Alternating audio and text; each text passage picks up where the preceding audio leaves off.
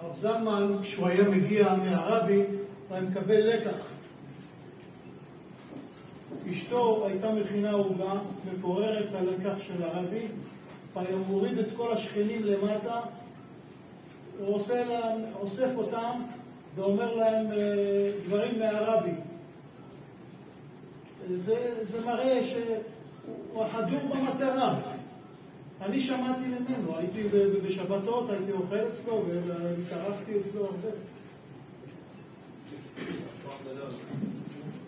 כוח גדול, כמו שהרב מספר, אז באמת אצל הרבי, חוץ מזה שהוא שליח כאן בקריית גת, שנוסע לרבי, אז הוא דואג לכל החסידים. היה עד היום, יש ארגון שנקרא אש של הכנסת אורחים, אז הפעילים הגולפים של הארגון הזה בצנסרטי בשנים ההם, הרב מוישה רוסטבסקי אחראי על הפן הגשמי, והוא וחברו שביחד ייסדו את הרשת, הרב דושו ולימובסקי, אחראים על הפן הרוחני של השיעורים וההרצאות לאורחים.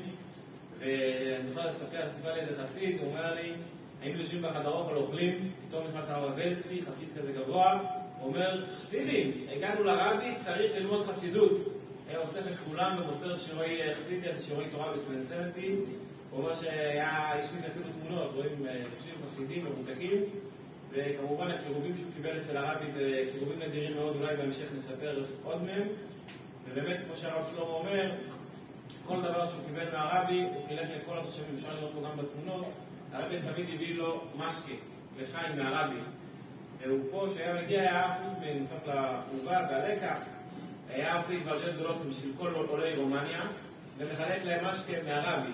בעצם זה שהגיע כאן לקריית גת, הרבי כותב לו מכתב, שהוא צריך לעסוק בהמשך של השליחות של אדמו"ר מאורייץ עם עולי רומניה, שרומניה זה מדינתו בלפנים.